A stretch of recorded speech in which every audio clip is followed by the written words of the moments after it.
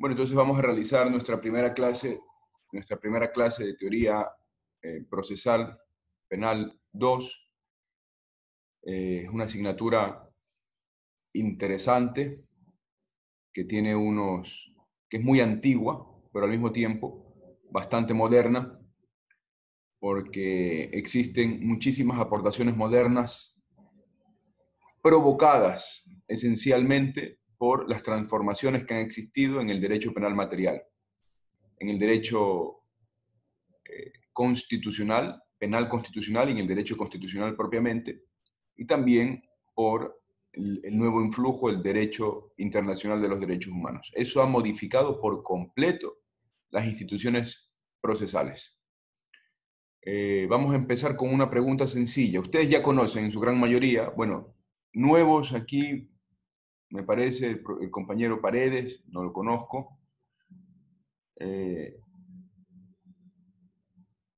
Orellana sí, Zúñiga también, Wendy Muñoz no la ubico, Luis Pinango tampoco. Bueno, entonces hay más de dos o tres. Entonces me voy a presentar rápidamente porque muchos de los otros compañeros ya me conocen. Mi nombre es Lionel Calderón Tello, soy doctor en Derecho por la Universidad Complutense de Madrid. Realicé mis estudios doctorales, los culminé realmente en el año 2016. Tengo una tesis doctoral, producto de esa tesis se publicó un libro. Bueno, de una parte de la tesis se publicó un libro. Luego he publicado varios libros a partir de ese entonces. Tengo, aparte de eso, una maestría en Derecho Público, especialización en Derecho Penal. En la misma Universidad Complutense de Madrid tengo una maestría en Derecho Privado, especialización en Derecho Mercantil, en la misma Universidad Complutense de Madrid. Acabo de culminar un máster en Derecho Penal Económico Internacional con la Universidad de Granada y no sé cuándo me den el título con todas estas cuestiones de la pandemia, pero acabo de culminarlo. Soy abogado de esta gloriosa facultad en la que ustedes se están formando, que tiene ya más de 150 años de historia. Vamos a ser colegas próximamente. Este es séptimo, ¿no? ¿Qué curso es este? Noveno. Es noveno, doctor. Buenos días. Ya vamos a ser colegas. Sí, doctor. ¿Cómo le va Martínez a los años que la veo? Un gusto, doctor, estar con usted. Muy grato, doctor. Noveno, entonces tengo que tratarlos ya de una manera mucho más cercana. Vamos a ser próximamente colegas y créanme que para mí es un gusto, un honor poder haberlos recibido al principio pues, y culminar con ustedes en noveno. Yo pensé que era séptimo, pero es noveno, mejor. Entonces ya saben mucho más de derecho de lo que yo esperaba. Bueno, continúo con la presentación. Soy abogado de esta facultad y de esta universidad. También soy economista por la Facultad de Ciencias Económicas de esta misma universidad. Realicé un diplomado en Relaciones Económicas Internacionales en la Universidad Autónoma Metropolitana de México y saqué la especialidad en Ciencias Penales y Criminología en el extinto Instituto Jorge Zavala Vaquerizo. Pues me he formado con los mejores maestros penalistas y procesalistas de Ecuador y del mundo. Mis maestros son el doctor Jorge Zavala Vaquerizo, alcancé a que él me formara, me dio clases por primera vez cuando él tenía 84 años y por última vez cuando él tuvo ya 88 años antes de su fallecimiento. Nunca perdió su lucidez, un gran hombre. Claro, obviamente enseñaba sus instituciones antiguas, pero no por eso no tenía su mérito. Un hombre impoluto. Tuve clases con el profesor, aquí con el profesor Rodríguez Calle, tuve clases con el profesor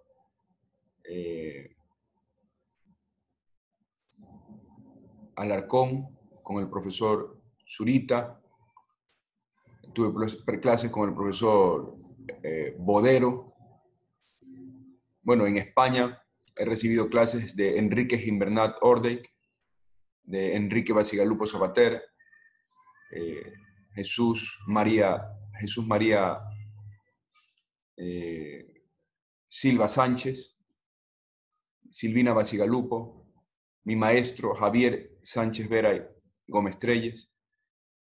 Bueno, una serie de profesores que más que los títulos son una riqueza. Entonces espero yo poder compartir esos conocimientos. Actualmente estoy dando la docencia aquí en esta universidad a nivel del grado, y en el posgrado estoy dando en la Universidad Andina Simón Bolívar, que precisamente me han contratado para poder impartir un curso en teoría general procesal penal para los alumnos del doctorado en Derecho, de la maestría en Derecho Penal y del doctorado en Derecho que ellos tienen allá en Quito. Entonces, bueno, estamos bien. ¿Algún punto que hasta aquí no haya quedado claro de la presentación? Pues me imagino que es muy sencillo, ¿no? Tampoco hay mucho perdedero para pasar directamente ya a las clases. ¿Alguna pregunta que alguno quisiera hacer?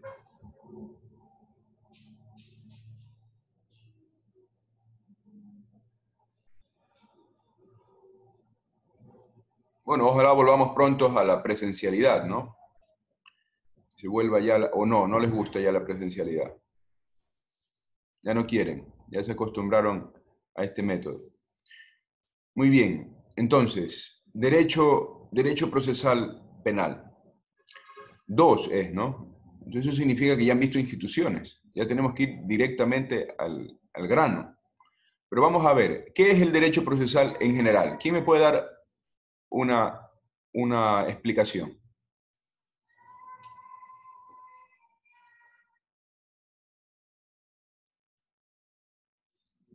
Un segundito, tengo una llamada, un segundo.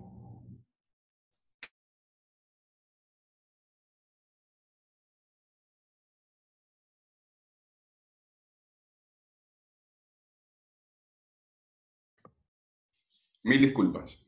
Entonces, después de que hayan googleado qué es el derecho procesal en general, ¿quién me puede decir, por favor?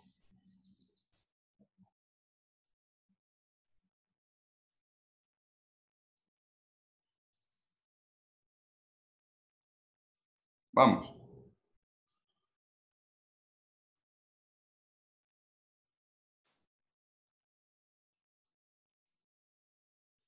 Vamos, chicos. Bueno, buenos días con todos. Considero yo que el derecho procesal es el conjunto de reglas que permiten el desarrollo de un proceso frente a un organismo adecuado, como lo es la función judicial. Permite el desarrollo correcto para llegar a un fin determinado, que es la sentencia. Muy bien. ¿Alguien más?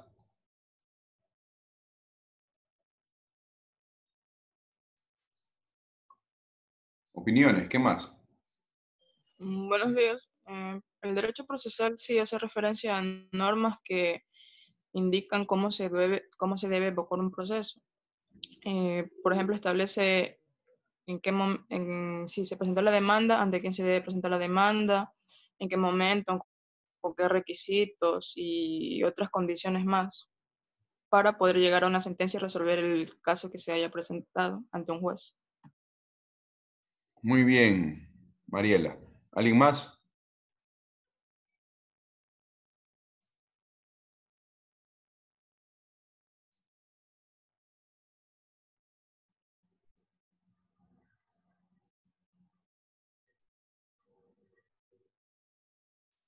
¿Qué destaca en estas definiciones de los compañeros?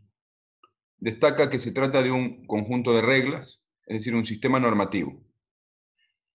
Pero también destaca un poco esta frialdad con la que se concibe desde la teoría tradicional al derecho procesal, una frialdad en la que poco más el destinatario de la norma, en este caso serían los jueces, los operadores jurídicos, pues tienen que cumplir una serie de reglas para producir un determinado producto. ¿Cuál fábrica? Es una frialdad procesal.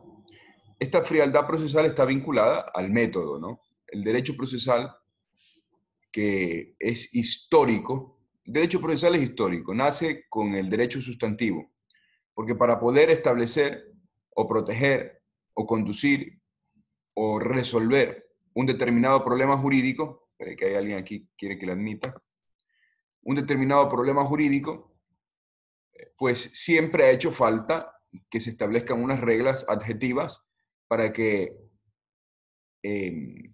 esa realidad que se intenta proteger, solventar, conducir, etcétera, pues llegue a una resolución, valga la cacofonía.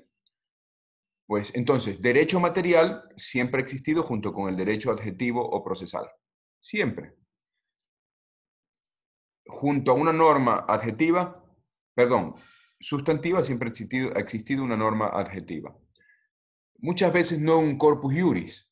Los corpus iuris son relativamente modernos, pero necesariamente ha existido un procedimiento para poder establecer esa norma que establece, que determina, que produce, que genera un derecho material. Esa idea es muy sencilla y muy básica. ¿Me siguen ahí la idea hasta ahí? ¿Sí? ¿Sí o no? Por favor. Necesito que participen. Se han desacostumbrado a participar. Sí, doctor. Muy bien. Entonces, ¿qué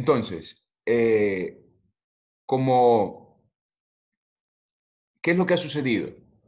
Lo que ha sucedido es que hasta más o menos la primera parte del siglo XX, en el ámbito de las normas procesales, el método que imperó siempre fue el método de la positivización, el método positivista, el método puro y duro de ¿cuál es el procedimiento? Pues eso es lo que hay que hacer. Punto. Pare de contar. No importaba en qué época nos encontremos. Esas reflexiones, o más bien esas irreflexiones, se han mantenido constantes hasta la actualidad. Tanto es así que si nosotros revisamos el código, por favor, revíseme a alguien el Código Orgánico Integral Penal sobre la prueba, artículo de la prueba. Cualquiera, cuando lo tenga me avisa. Tanto es así que si nosotros comenzamos a revisar las normas de las codificaciones procesales actuales, cualquiera sea la materia, vamos a encontrar vestigios de estas definiciones antiguas, de esta antigua metodología, en la que lo importante es simplemente un procedimiento frío, duro, que desatiende a la naturaleza de los derechos y que desatiende al moderno derecho, a las modernas relaciones que se gestan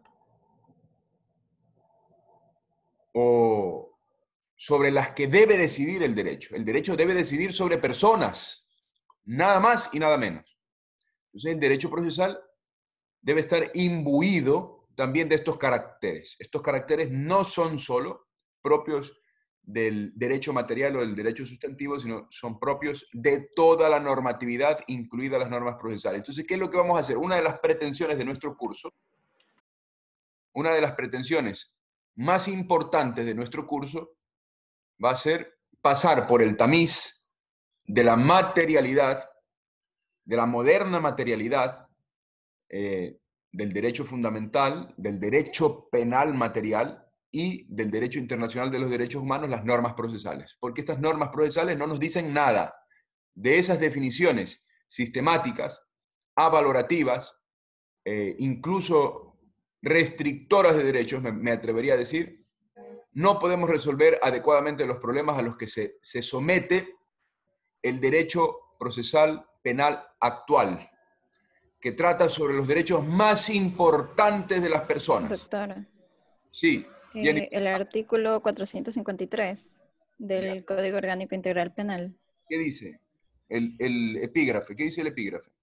Finalidad. Excelente, finalidad. Muy bien. Léalo.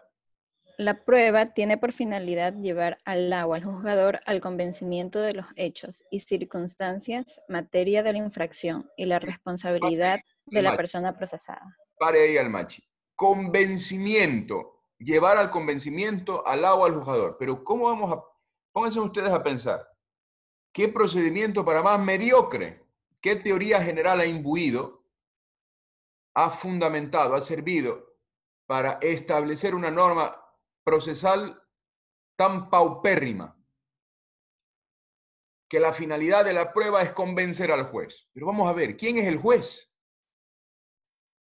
¿Acaso que estamos en el estado monárquico, en el que la soberanía residía en la persona y en una persona?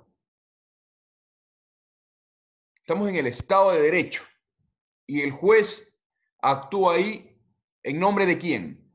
¿Quién me responde? ¿Cómo culminan las sentencias en el Ecuador? Es en nombre del pueblo soberano del Ecuador. En nombre del pueblo soberano del Ecuador y de la República del Ecuador. El juez está ahí en representación de aquel que tiene la soberanía. Pero es un juez que se encuentra sometido al principio de legalidad. Entonces la prueba no es llevar al convencimiento al juez, señores. La prueba es otra cosa, ya lo vamos a discutir en el momento oportuno. Preliminarmente, para que no se queden con las ganas, preliminarmente diremos aquí que esta finalidad de la prueba se desdice mucho del moderno derecho. La prueba no puede tener como finalidad llevar al convencimiento al juez sobre la materialidad de la infracción.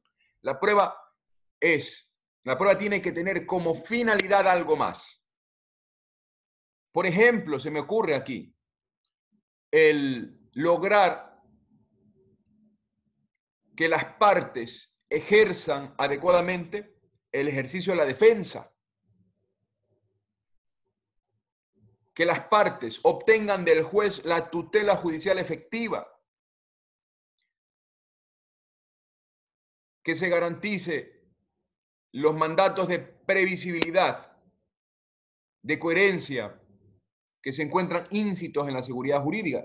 No lo sé, ya lo vamos a indagar, pero no puede ser la finalidad de la prueba llevar al convencimiento al juez. El juez no tiene que convencerse de nada, es más, el juez no tiene que opinar de absolutamente nada. Las opiniones del juez que se las guarde para sí mismo. El juez lo que tiene que hacer es observar el hecho desde su visión especializada, porque por eso está ahí, porque es un sujeto especializado que ha ganado una oposición. Observar el hecho que ocurre, que se produce mediante la prueba nuevamente en el mundo jurídico. El hecho ocurrió en el mundo de los fenómenos y ahora se produce en el mundo jurídico. El juez y los operadores jurídicos asisten al hecho como si hubiesen presenciado el homicidio, como si hubiesen presenciado el accidente de tránsito, como si hubiesen presenciado la estafa, etc. El juez, y en cualquier materia, estoy hablando aquí en sentido figurado en el derecho penal, ¿no? El juez asiste al hecho y observando el hecho dice, esa prueba me dice esto, pero no tiene que convencerse de nada, tiene que observar el hecho y una vez que observa el hecho, aplicar el derecho.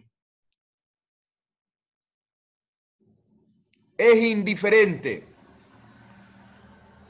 para la norma y para nosotros, debe ser indiferente la opinión del juez. Muy bien, este ejemplo pequeñito es un poco el abrebocas de todo lo que haremos en este curso de Procesal Penal 2. Preguntas hasta aquí. Aprovechen, chicos, que ya se van.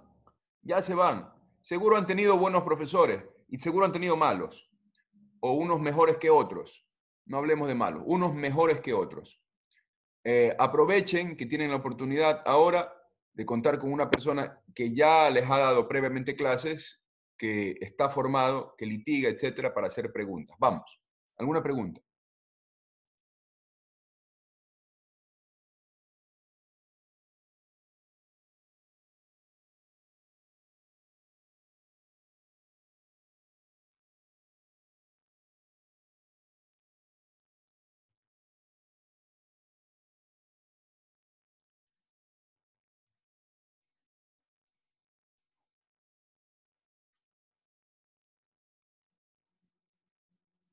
Nada, pues seguimos entonces. Seguimos. A ver, el derecho procesal penal, desde una perspectiva funcional, no es solamente este conjunto de normas al que hacían alusión los compañeros Velasco y Esparza, que son definiciones correctas, teóricamente correctas, pero son definiciones que créame que yo dudo de los teóricos, ¿no? Dudo de los teóricos. Yo soy muy dogmático y muy teórico, pero siempre vinculado a la práctica, ¿no? Son necesarios los conceptos funcionales, los conceptos que sirvan para algo. Si la teoría no sirve para algo, pues no es teoría, decía Kant. Y aplaudo mucho esta reivindicación kantiana de los conceptos funcionales. Precisamente por eso Kant hablaba siempre en términos críticos, ¿no? Muchas de las cosas que voy a hablar aquí son cuestiones neocantianas. No voy a hablar de la metodología porque asumo que eso ya ustedes lo conocen, pero ya de antemano les digo que muchas de las revisiones metodológicas que vamos a ver aquí son revisiones neocantianas. A ver, el derecho procesal penal, desde una perspectiva funcional, debe resolver problemas jurídicos. Debe estar ligado directamente, estrechamente ligado con la resolución de problemas jurídicos. Si esas normas procesales penales no resuelven problemas jurídicos, o más bien produce caos jurídico, pues tenemos que dudar de esas normas. Colocar frente a otras y escoger la que mejor produzca soluciones o incluso tratar de aprovechar nuestro trabajo científico, porque aquí ustedes están estudiando ciencia jurídica, para tratar de expulsar científicamente esas normas. ¿Cómo se expulsa científicamente las normas? Primero, inaplicándolas mediante los tipos de interpretación. Vamos a hacer mucho recurso al tipo de interpretación, que es la actividad que realizamos nosotros. Tipo de interpretación.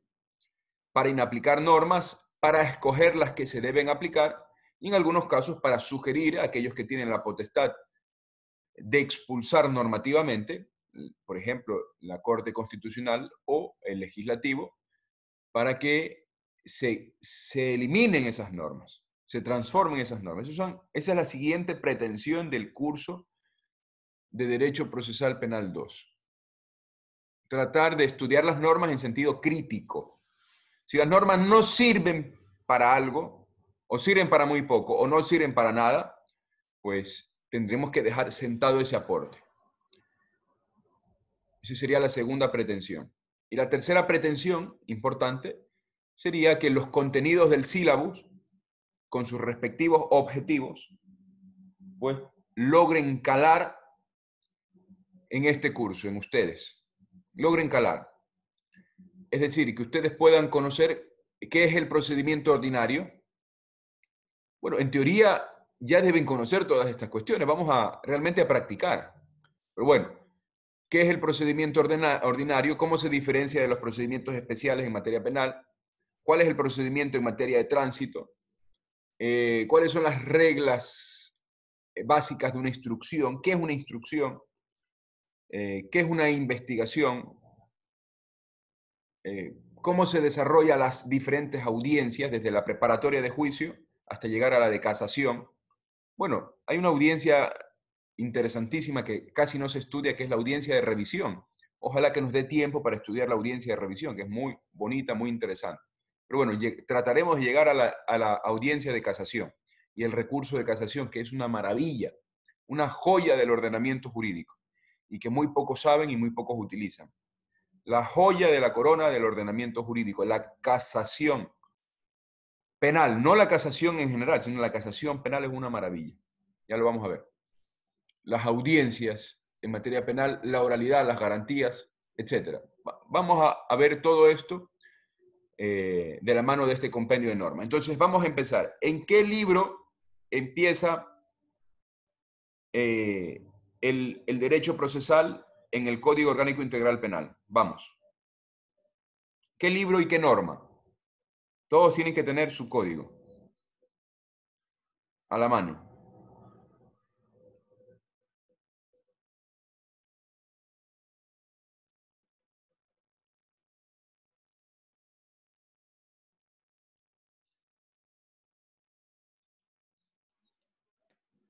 título 6 del procedimiento. Títulos, artículo, ¿qué artículo es? Artículo 560. No, mucho antes. En el libro segundo del procedimiento, Muy bien, libro segundo del procedimiento. ¿Qué artículo, abogado Holguín? 398. Excelente. Libro segundo. Procedimiento, título primero, jurisdicción y competencia, capítulo primero, jurisdicción. ¿Ok? Ahí empieza todas las cuestiones procesales ligadas al proceso penal en Ecuador. Todo el libro primero, ¿a qué se dedica? Vamos. Todo el libro primero, ¿a qué se dedica?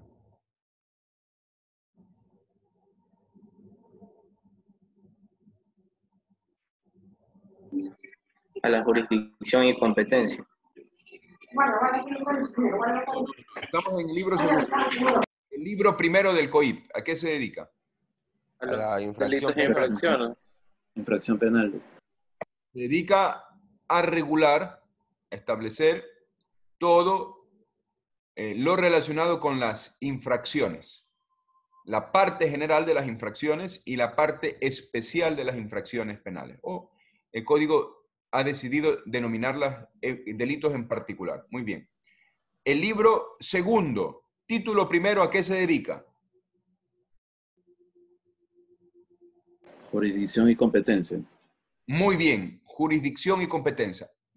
Brevemente, ¿quién me puede decir qué es la jurisdicción?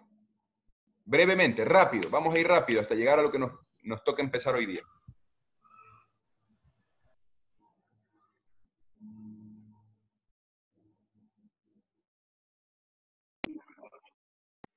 Jurisdicción es, por así decirlo, el territorio donde se va a aplicar o donde tiene el juez potestad de aplicar una norma y la competencia es aquella atribuida por la ley. Vamos, más opiniones. Jurisdicción y competencia. La jurisdicción es la potestad pública entregada por la Constitución y la ley para juzgar y hacer ejecutar los juzgados. Muy bien, esa es la jurisdicción. La potestad. Cuando ustedes vieron derecho penal material, existía un derecho subjetivo del Estado. Se llama el ius puniendi. El ius puniendi es ese derecho a castigar. Pues bien, ¿cómo se instrumentaliza ese derecho subjetivo del Estado a castigar, denominado ius puniendi? Se instrumentaliza a través de la jurisdicción y de la competencia. ¿Está claro? Estamos viendo las normas adjetivas, el instrumento para poder aplicar esas normas materiales. Ius puniendi es una norma, el derecho penal subjetivo. ¿Ok? El derecho penal subjetivo se aplica de un modo determinado. ¿Cómo se aplica? A través del derecho penal objetivo, que es todo el capítulo primero del COIP. Pero ¿cómo se instrumentaliza? Se instrumentaliza a través del libro segundo. ¿Sí me siguieron la explicación sistemática? Muy importante la explicación sistemática. Ojo, jurisdicción. Competencia. ¿Qué es la competencia entonces?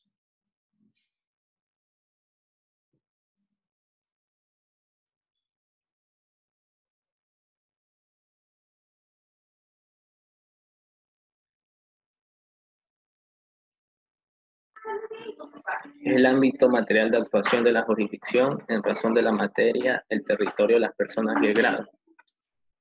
Muy bien, el COIP no lo regula porque es una referencia normativa. Es una norma que hace una referencia normativa. Deriva a otra norma, a otra codificación, para poder señalar cómo se regula la competencia en materia penal.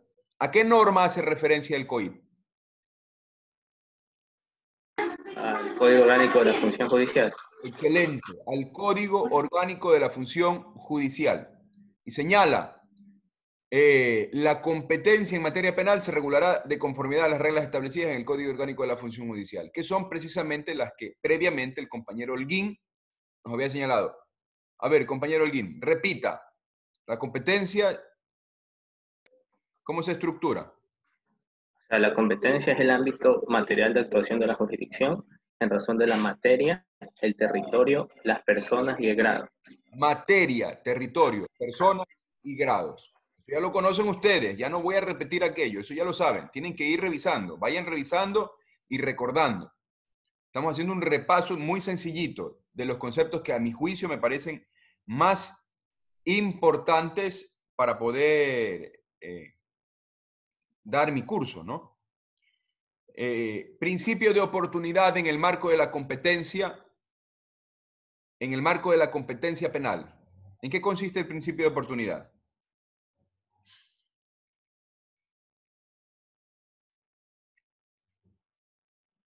Primero como concepto y luego los casos. Vamos.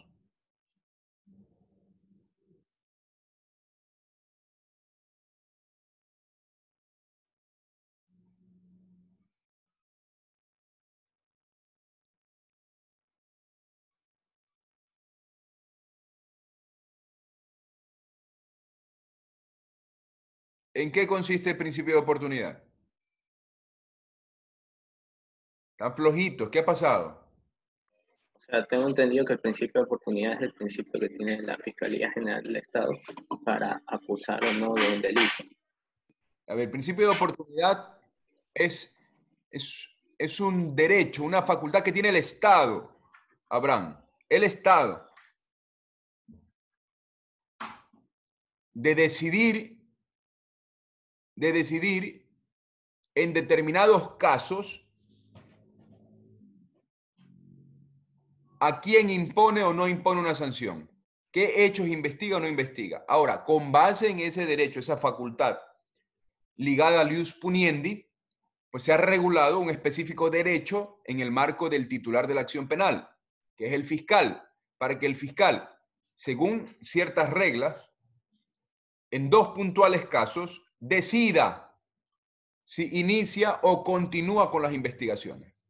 En los delitos sancionados con pena menor a 5 años y en los delitos culposos en los que el autor haya quedado gravemente herido de modo tal que no pueda ejercer una vida normal, una vida digna, diríamos, con los términos constitucionales.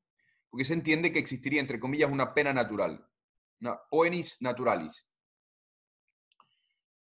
¿Ok? Principio de oportunidad. Muy bien. Título segundo, acción penal. ¿Qué es la acción penal? Vamos.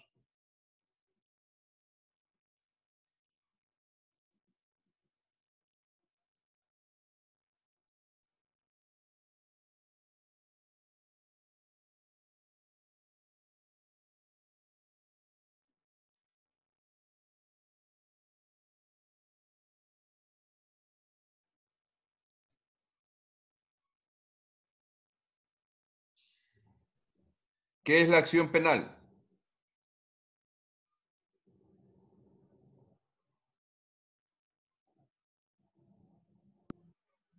La acción penal es aquella, por decirlo así, capacidad que tiene una persona privada para poder acceder a la justicia penal, pero también puede ser pública en los casos que estipula el COIP. O sea, con eso se da inicio al proceso. Bueno, la acción penal puede ser pública y puede ser privada. Muy bien, pero todavía no nos ha dicho Esparza qué es la acción penal. La acción penal es la que se genera por medio de un delito y por ende merece una sanción. Sería No. así. Bueno, eso es en derecho penal material. El concepto dogmático de delito dice que el delito es la acción penal típica, antijurídica y culpable, pero no estamos hablando de eso, Daniel Ovalle. Estamos hablando del concepto jurídico-procesal de acción. ¿Qué es la acción penal desde la perspectiva jurídico-procesal?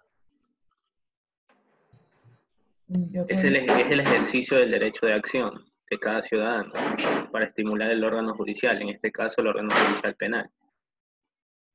Bueno, eso es en los casos privados, Abraham. En los casos privados, en efecto, eso sería el concepto de acción. En la jurisdicción civil, por ejemplo, o en la jurisdicción penal privada. Pero la acción penal, ¿qué es? Todavía no me han dicho. Esto ya tenían que conocerlo, chicos. Doctor, es promover la decisión de un órgano judicial. Repito, ese concepto es correcto. Están revisando en la misma página web, están revisando todos. La acción, desde una perspectiva general, es lo que ustedes señalan. La capacidad de un ciudadano de promover a través de los órganos jurisdiccionales una pretensión. Correctísimo.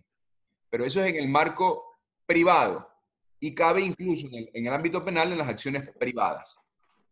Pero ¿qué es la acción penal? Tiene una gran connotación diferenciadora. Es una acusación que se realiza contra una persona por haber realizado un delito o una infracción. Contravención. Como usted señala, acusación es otra cosa distinta. La acción es algo distinto. Muy distinto. Eso tenían que saberlo ya.